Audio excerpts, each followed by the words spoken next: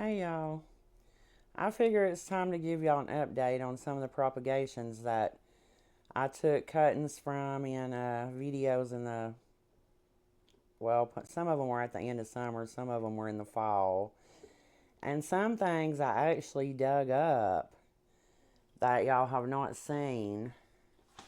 And so this is in my bedroom where I keep all of my propagations during the winter time that are, can't handle the cold, which is mainly the annuals. Um, you can see I have four big windows here that, and this is actually how the propagations stay till, right before spring, and then I'll move them outside to the greenhouse. But if you don't have a greenhouse, you could just keep them directly in front of the windows. And you don't have to have as many as I've got. You could just take a few and put them in front of a window. But I leave the curtain down in front of them. I don't open it during the winter time to let them, because they get plenty enough sun, because these curtains are kind of sheer. And so even though you can't really see through them, there's plenty enough sunlight comes through to where, I don't really have to do anything. Although this year I have done a little bit different than I normally do, because normally I have a really big plant stand that I'll set over there. That's actually a window bench. And I will just set the plant stand up on top of it, and it has multiple shelves. And this year I left everything in trays, like the seed starting trays. And now not everything's in seed starting cups. A lot of my stuff this time I just put multiple propagations in little flower pots, like the 4 and 5 inch flower pots, and have just let it go. And I'll separate them out in the spring or before spring, but actually they're growing. I've had multiple things blooming since I brought them in, and I can't remember when I brought them in. I brought them in before Thanksgiving, or I think it was before Thanksgiving. And I've had multiple things blooming. Things are growing like crazy. So I'm probably not going to use the plant stand anymore, because I've had such, actually a lot better luck this way. Now there's going to be things I'm going to show y'all that y'all have not seen, because I didn't show it when I dug it up, and it's just things I was experimenting with. Um, but I guess we'll start over here in this corner. Let me move this plant. And you can see right here, there's a dust whale. You can see right here, these are petunias and the double impatiens. And I've got quite a few. I've also got some verbena here, and you can see where it had just got done blooming, like maybe a week ago. You can see where the petunias have been blooming. Now, this is something that I typically don't experience during the winter time. Yes, I'll have, impatiens that'll occasionally bloom. Uh, but I don't usually have petunias blooming in January. So, that's new for me this time. But you can see some things is not going to look great. And of course, there's going to be some things that's not going to make it. But I have, some of this stuff, like right here, these are the hardy hibiscus. And so I will just have to wait till, it gets closer to spring to see if they are actually going to leaf out, because they do go dormant. Um, and that is one of the uh, sweet potato vines. I can't remember which one it is. I think it's Carolina Sweetheart or something like that. It's a more of a dwarf type. But you can see how leggy right now all of these petunias are, because after, going through the holidays and stuff, I've just kind of neglected this stuff. I've watered it as it, really needed it, and I've kindly left it alone. But that's fine, because I'm going to show y'all here in just a bit what I'm going to do with all of these that, clearly these are growing, and they've been growing. And so I'm going to show y'all what I'm going to do with some of these petunias and maybe some of the verbena here that's so leggy, because you should keep it cut back, But if you don't, it's okay. You can cut it back at any time and it will be fine. But look how pretty that is. That's a double impatient that's blooming right here. Or fixing to bloom. It's not opened all the way up yet. And, like I said, some of this stuff is going to look a little rough. Because it's leggy. It needs cutting back. Some of it actually does need watering. But it's okay. Whatever makes it, and what don't. But I'm thinking the majority of it is going to make it. Clearly it looks really good, actually. This is the vermilion. I took cuttings off of it. Some of these things I had never, tried to propagate before, so experimenting, and I've had good luck. It appears so far. I've got just multiple different things. Some of these are perennials. Now vermilion is supposed to be, it's supposed to be hardy down to zone 7. And since I'm a 7B, 8A, it's very possible that what I've got in the yard may come back. But that's fine too. Since I didn't know if it would, I went ahead and took a few cuttings. And I've got spirea. The green that you're seeing right here is spirea cuttings. And I'm pretty sure they've rooted. And so some of the things may have went dormant. Some of the things may not have made it. That's just a part of propagating. And I will show y'all something that has surprised me, actually. This is the mandevilla vine right here. And, I dug it up. I did last year. I overwintered it last year in the house.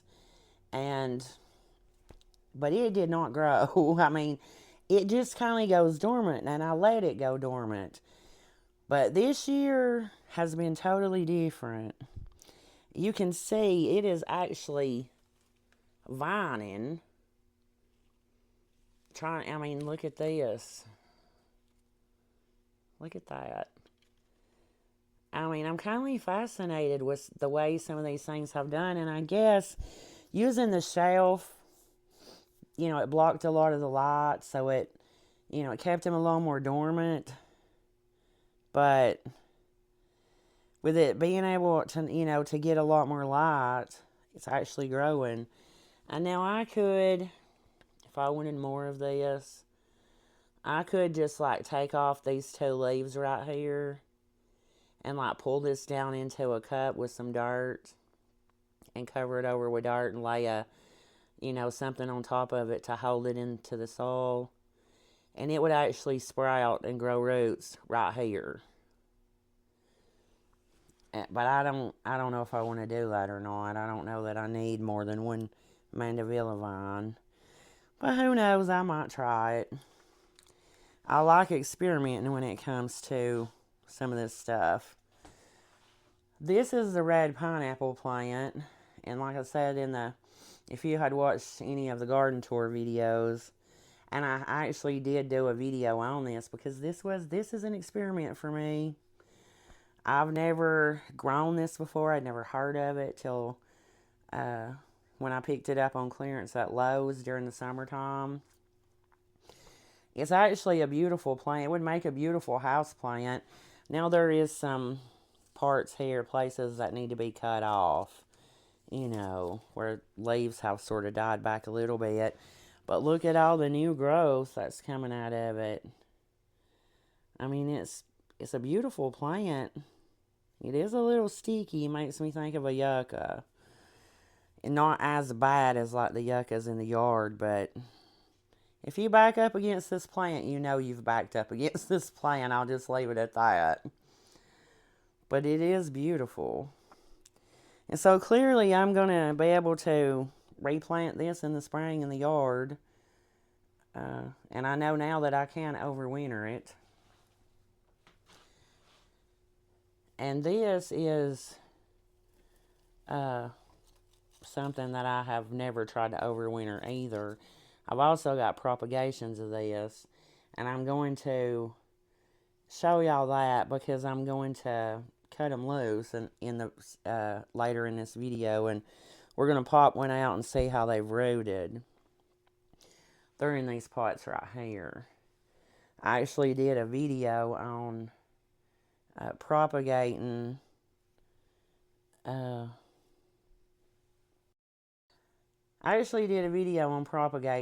dichondra silver falls. And so we're going to take a look. I need to cut these loose. So we're going to take a look when I do and see what kind of root system they've got. These are the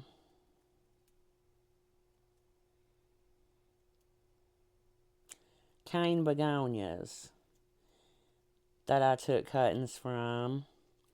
And actually, this may be one that I dug up and cut back. But I think this is propagations. This was a propagation.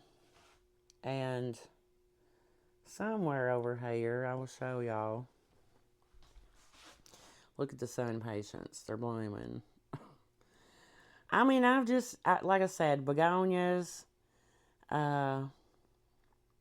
Occasionally the impatiens, the double impatiens, because I don't overwinter the other ones. I start the regular impatiens from seed. And occasionally I will have a sun patient bloom. But, and of course this is actually a plant that I grow all summer long. So this is going to have to be whacked back pretty good. And when I do, I'm going to go ahead and take more propagations. Because you see right there, that's actually roots. I mean, you can stick that right into the dirt or in a glass of water, and they will root right on out. But this is a cane begonia that I dug up and cut back in one of the videos to show y'all. And you can see it's pretty right now. You know, so if you wanted to grow these during the wintertime as houseplants, you could. You know, you would want to keep it watered more than I have this one.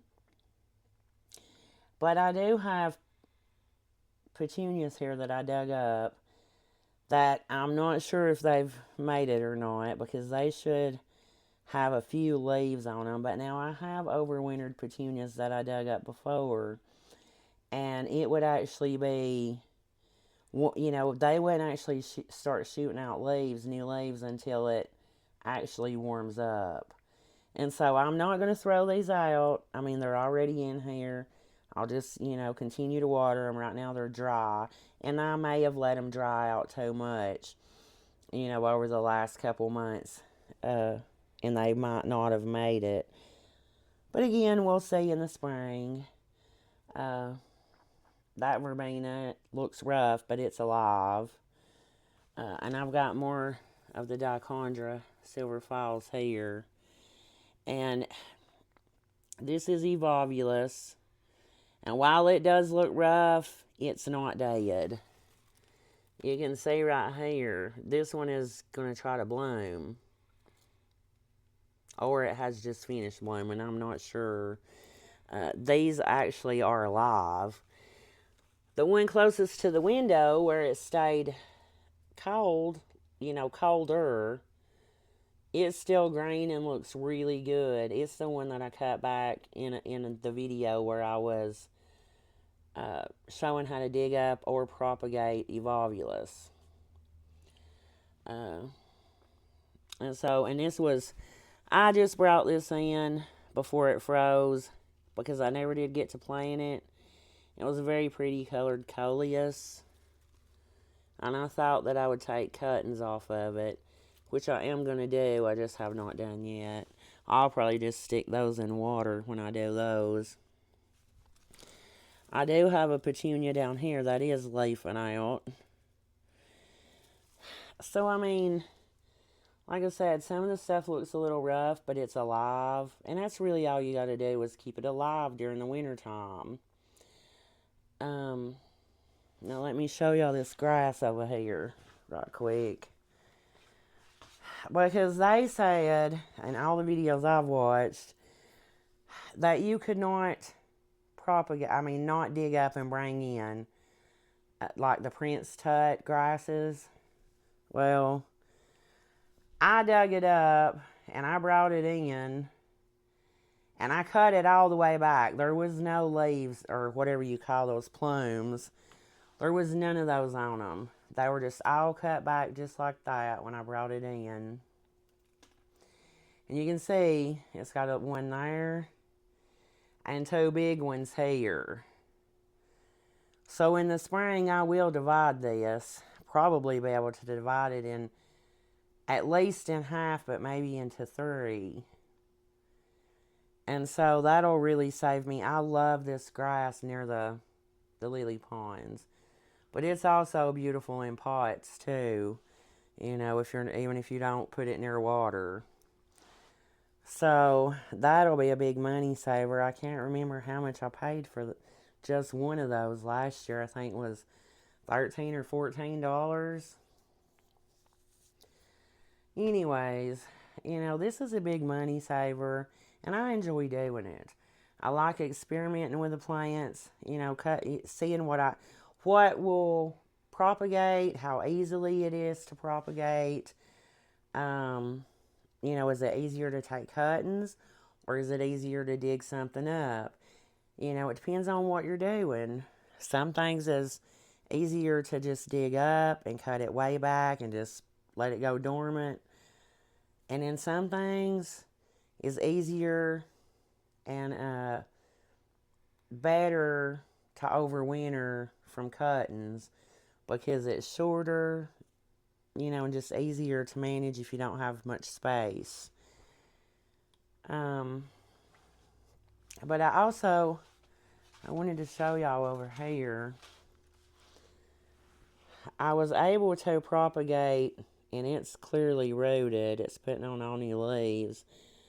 Lantana, and the lantana is back there. You can see it between those two pots. It's the pink and white, which it was beautiful during the summertime, and it grows fast. Once it gets warm, it just makes a small bush. And this right here is Agastaki. I was actually able to, and I did do a video. I do have a video on how to propagate it, but I have not edited that video yet, so y'all have not seen the video. But it is the peach nectarine Agastaki, and so it's rooted. It's been in here for a couple of months. I did it in the very late fall. And so there's just different, like I said, and that's a perennial. So there's just, and look, this root, if y'all watched that video where I said I was going to, I think it was a houseplant video where I was spraying, showing you how to bring them in without a bunch of bugs. Well, this plant actually had a verbena in it, and it was one of the sparkling amethyst is what it was. It's the purple and white, and of course it seeded in it from the year before because I did not plant. This is the TriStar, oh my goodness, it's left my name. I'll have to put it on the screen. But anyways, this came up in it in the spring. And so I had to wait for it to bloom to even see what color it was going to be. And so when I went to bring it in and I sprayed all this stuff, because this is a house plant that I move outside in the spring and summer. And I said, well, I'm just going to probably leave this in to, see what it does. Well, it's tripled in size. It was nowhere near this big when I brought it in. So it's really liked, the warmer temps in the house. And I may take cuttings off of this one. You can take cuttings off of it. We'll see. Because like I said, I'm going to show y'all here in a few minutes what I'm going to do with these petunias and verbena that I've rooted. Well, there's one more thing I want to show y'all right quick before I show y'all that. Because I did not show these in a video. I had some calocasias out by the pond in pots. I had 3 pots of them. And I thought, I'm not sure exactly which calocasias these are. I do know they're one of the upright types because they grow straight up. A lot of your elephant ears, will hang over, the leaves will, but these grow straight up. And I loved them. They were so pretty by the pond all summer long. And I had just bought a pot at Walmart and divided it into 3 pots. And so they got so big. And I thought about, I knew I couldn't leave them in the pots. I was either going to have to dig them up and plant them in the ground and hope that they overwintered. And then I thought, well, when it got close to a freeze, I thought I'll go ahead and I'll just set them in the greenhouse, which is what I did. But we had some really bad cold nights, 2 or 3 nights in a row, and so of course, that knocked back all the leaves, which was fine, because really all I wanted to keep alive was the pseudostem here. Kind of like when if you've ever grown tropical bananas, if you get below a certain temp, they're just not going to make it with a tropical banana. You have to dig them up, cut them back, bring them, either inside or put them under your house. And I did used to do that several years ago before I got some hardy bananas. So I don't do that anymore. And so I was used to this process with the bananas. This is the same thing. You cut them back and you can leave the pseudostem as long as you want it, because they're going to shoot out new leaves from this. And next year, these will be way bigger. The more of the pseudostem that you can keep, the bigger they're going to be next year when they start leafing out and growing in the yard. And you can see right here, it's already starting to shoot one out on this one. So even though these almost froze in the greenhouse, clearly the pseudostem is fine. Now this one was much bigger. This one was a lot bigger than that one. You can see how big the pseudostem is on it. And then there was a baby one here.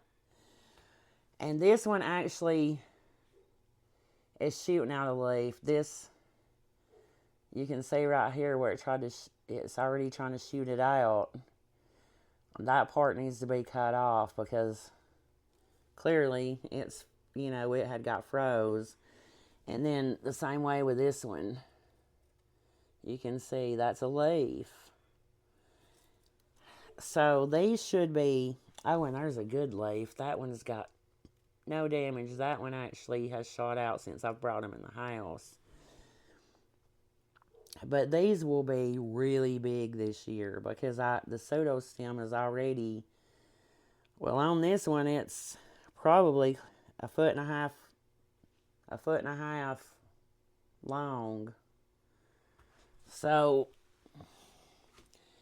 and if you watched the overwintering of the begonia, I put 2 different types of begonias in this pot, And again, they go dormant for me during the wintertime. And this year, that has not happened. Now, a lot of the leaves did fall off. Not so much of this one. It's still got quite a few.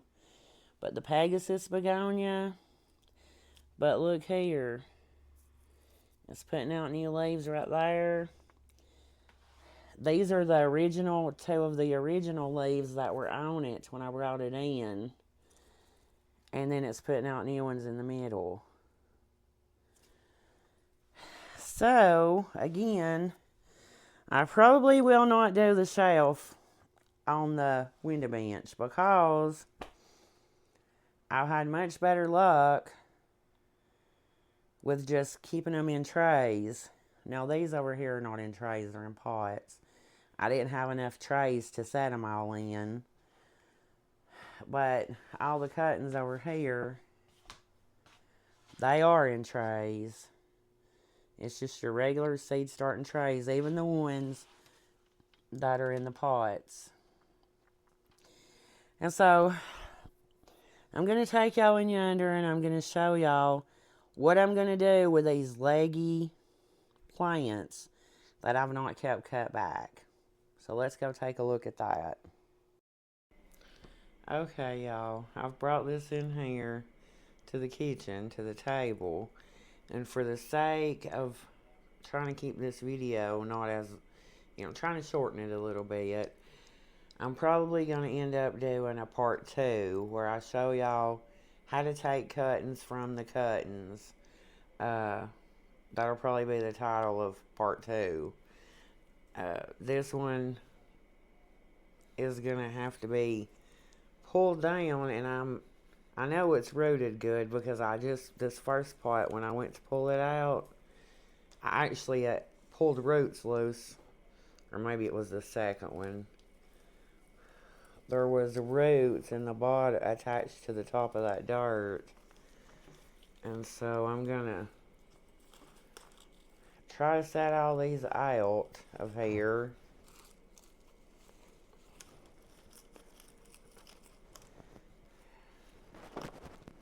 This is a bit of a mess.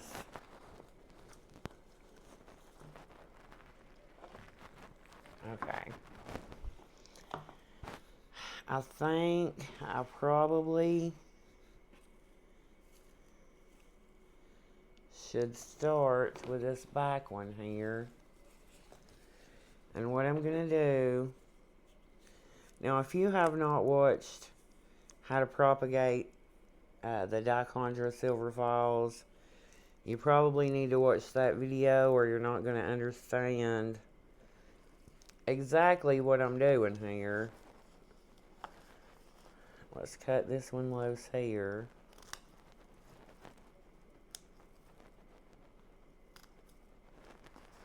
Okay, and that's going to be my first little pot of my cuttings. And you can see it looks a little rough. But that's just because it's been in the house. I'm going to continue by cutting these other ones.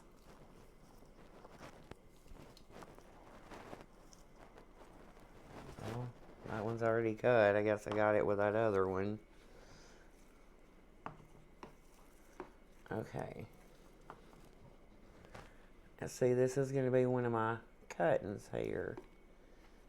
It's pretty long. And now, I'm just going to take this and cut it like right here.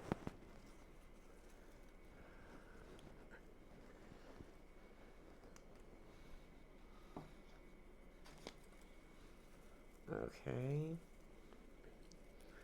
I'm going to cut this one about halfway.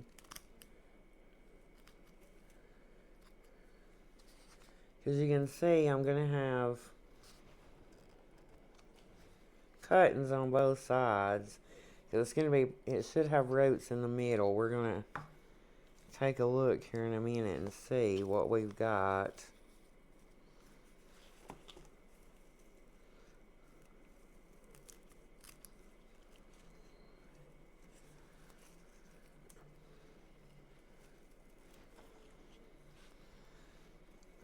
you can see there's new growth on this one actually coming up out of the pot.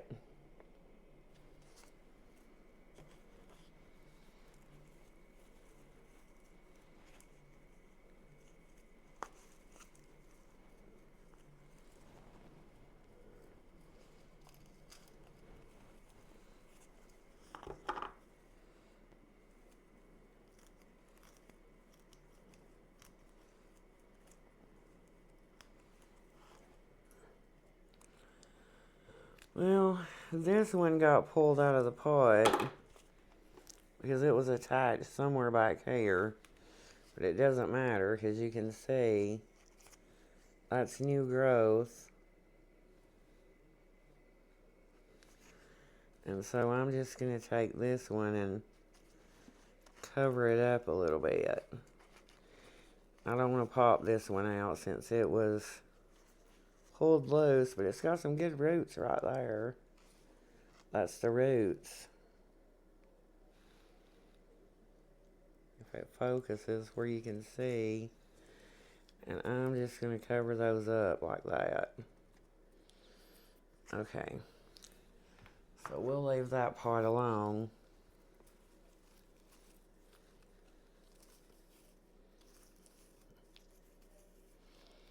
And we're going to...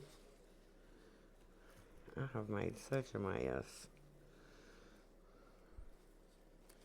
Let's pop this out. Let's see what kind of roots. Oh, yeah. Look at those roots. And these were propagated in the fall. So, I'm going to have quite a bit. Now, like this is, I'm going to cut this off because I don't need all of this sticking out like that. It's just going to make it harder to try to keep in my little trays. And I don't want to cut it right this minute. Okay, so you can see these are dichondra, and look at that. That's the one that had the new growth sticking out of the end. And there's a root growing out the bottom of this pot. If you can see that. So this one's going to have good roots. In fact, oh yeah, looky there.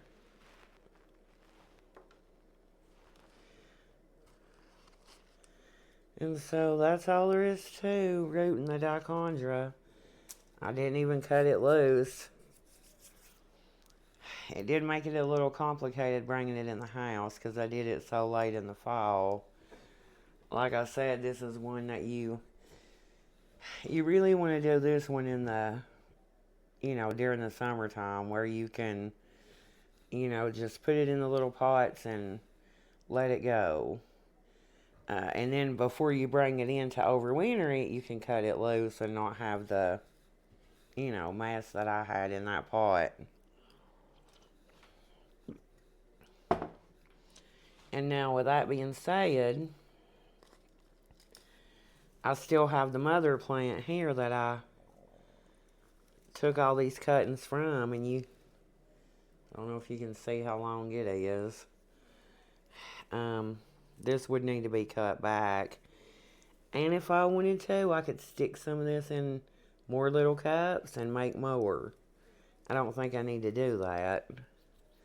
I'm probably just going to cut this back right in here. And I'll probably dig this out and put it in its own pot. It's like, it's shot out runners here. There's a new one. There's a new one over here. So, and you can also collect seed off of the dichondra silver falls. If you were going to do that, you would just want to take you like a little metal tray or a little plate or even a white piece of paper, and you would just want to kindly hold this up over it and shake it good, and you would have seeds fall out. But yeah, that's all there is to it. Now, I'm going to make a part 2 and show y'all how I'm going to take cuttings from all of these other plants that were cuttings already. The different double impatiens, um, the different types of petunias and calibrachoas, and the sun patience. And also I have a coleus back there that I'm going to take cuttings off of. So if you're interested in any of that, that'll be part 2. Taking cuttings from cuttings. Till next time. Bye.